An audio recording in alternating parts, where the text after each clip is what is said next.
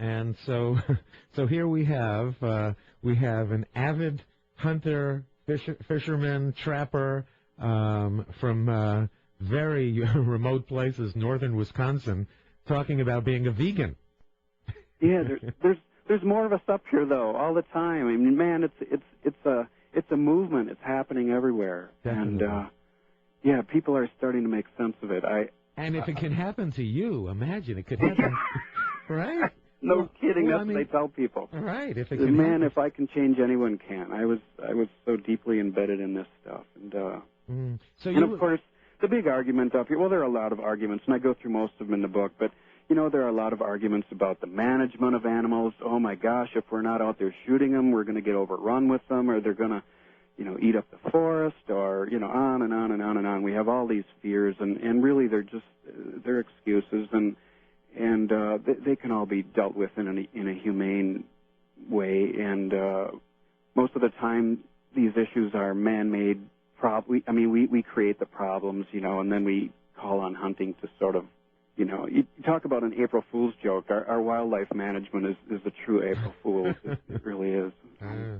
It would be funny if it weren't so sad, huh? Yeah, exactly. Yeah. So, so in your book, you look at compassion for the wild ones, the domestics, the earth, for people, right? Yeah. And I think that's important that, I draw some similarities between a sentient being and the earth. And, I can't say for sure if the earth feels pain like other sentient beings, but the earth is truly alive. And so it is a being worth being compassionate toward. Mm-hmm. So yeah, I have a chapter on that, and it's all so closely connected that if we go through life being compassionate toward all things and treating all things as sacred, our lives just become so much more dynamic and colorful, and we find that it's really not like a sacrifice or an effort to live environmentally conscious or sustainable on the earth. It becomes something we strive for because we want to do it. It just becomes who we are. I just want to point out to everyone listening right now, this is not an April Fool's joke. That Ken Damro, author of A Northwoodsman's Guide to Everyday Compassion, who was an avid hunter and fisherman and trapper and small livestock farmer, this is not an April Fool's joke. This is you have adopted a life of compassion. You're a vegan. You're writing about it. The book is available also at Amazon, Barnes & Noble, and what is it, overlookedbooks.com? Correct, yeah. Overlookedbooks.com. Right. And again, it's almost shocking to people to hear, I'm sure, and they think it's an April Fool's joke, that you could become a vegan advocate for compassion. Well, it's funny, as I talk to a lot of people up here about the book, there's sort of a trend amongst hunters and fisher people that as we get a little up in years, as we get a little older, more of the men start to sort of soften up. They sort of start to leave the hunting behind. They may still go to the deer cabin. They may even go out hunting a little bit, but they're not as white-knuckled as they used to be. And they do have concerns about the animals. And but oftentimes I see even those men who quit hunting, they still will, buy beef or eat fish or whatever. And I couldn't just quit hunting and fishing and then go out and buy meat. Obviously, that's just passing the buck. So it's totally doable. And there's a lot of people like me up here in these parts that they go out and they see the blood in the guts and they do it for a while, but they can't help but notice that there's pain and suffering involved. Now, that's not an April Fool's joke either, that there are a lot of people like you. I thought maybe one. No, it's happening everywhere. It's amazing. I mean, certainly, I don't know.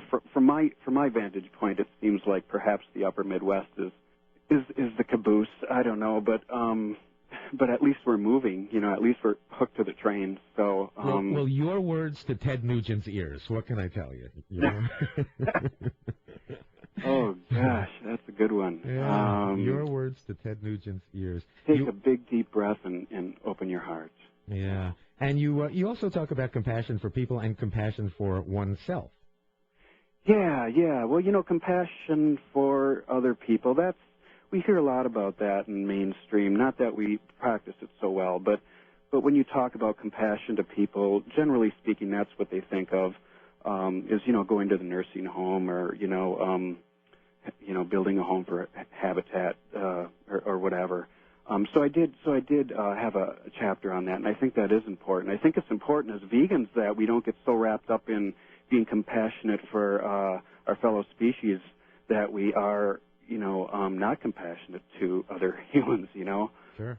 And then I did include compassion for ourselves because, well, I think that completes the circle. I really do. I think that's very important too. Our health, eating a complete, well-rounded vegan diet, exercising, all of that. Being compassionate to ourselves is being compassionate to all things. We're all connected. We're all, I talk in the book in length about oneness and about how we're connected through this atomic energy, and so you can't be non-compassionate to yourself and call yourself a compassionate person. And so it's all the same ball of wax. What a philosophical rural former hunter. A lot of time to think up there, huh? Perhaps, yeah. I don't know. I don't know how else to do it. That's the method that works for me. I think when I'm out in the public talking about veganism and compassion and all this stuff, there are always a lot of yeah-buts in people's minds, and oftentimes they don't say it right away, but I know they're there, and these yeah-buts are what keeps people from changing. There are all kinds of yeah-buts, and so in the book I wanted to address every one of those yeah-buts that I could possibly think of, and people who have read the book have told me that, man, you addressed, all of my yeah-buts.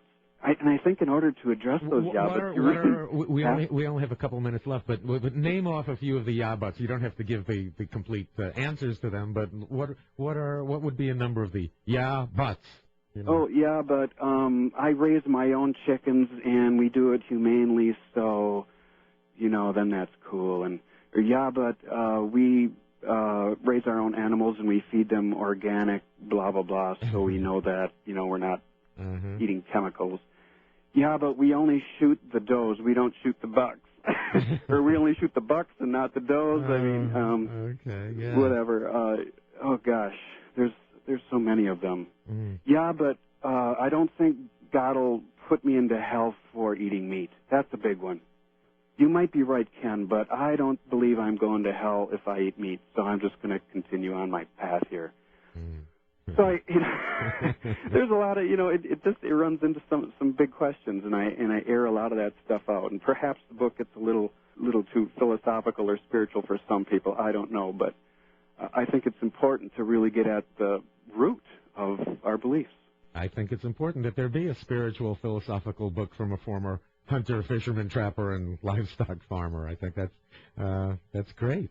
It's a Northwoodsman's Guide to Everyday Compassion. Ken Damro, it's D-A-M-R-O, and we have maybe another minute or so. Did we miss anything that you wanted to get to that you call your book A Guide to Opening Your Heart?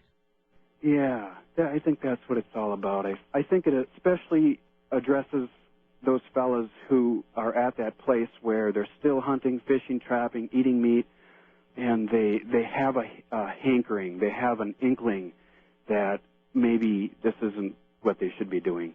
And to hear it from another guy who's been through it, that sort of gives them permission, Yeah, this sounds like a great gift idea for I know lots of vegans who have a lot of conflict in their families, and this might be a good gift to give to some of those folks who aren't along the path yet that we vegans are trampling.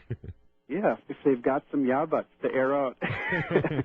Okay, well, Ken Damro, I appreciate your being here today, and hopefully lots of people will we'll be looking at A Northwoodsman's Guide to Everyday Compassion. So, gee, thanks for being here. It's great. Thanks so much, Bob. Yeah, really a pleasure.